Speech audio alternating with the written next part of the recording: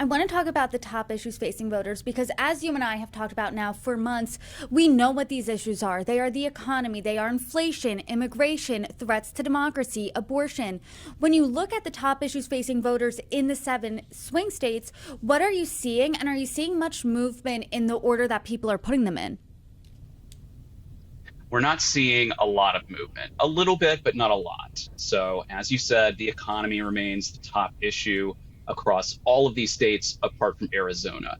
And I do think it is important that we underscore the importance of that. In Arizona, immigration is the top issue.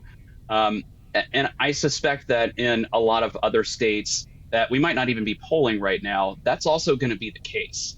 You know, the that is just going to be a very difficult thing for Harris to get around. And it's also, in most cases, the second highest polled issue in these swing states. Threats to democracy is also a top issue. We see her winning pretty handsomely among voters who say that is their top issue. And same goes for housing affordability, which varies by state. Some of the Midwestern states, it's less of a concern.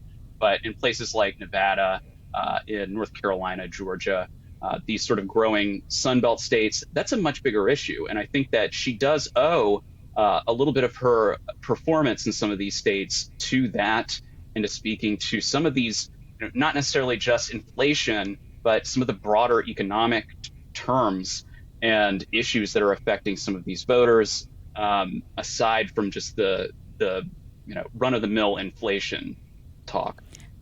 And who do voters think would have a better handle of the economy? Would it be Trump or Harris? Yeah, and in most cases here, we see that Trump wins among the folks who say that the economy is their top issue. It isn't as bad for Harris as it has been previously, and it isn't as bad as it has been for Biden when he was on the top of the ticket. But we still see that it is a roughly 2-to-1 ratio of folks who say that the economy is their top issue, they're voting for Trump.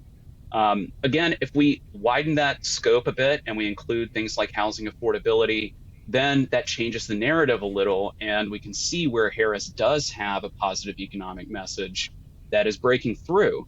But she can't. She has to get over that hump, and there's not a lot of time left to tailor that economic messaging, absent some sort of major event, some sort of huge jobs report, or otherwise, a deflationary period.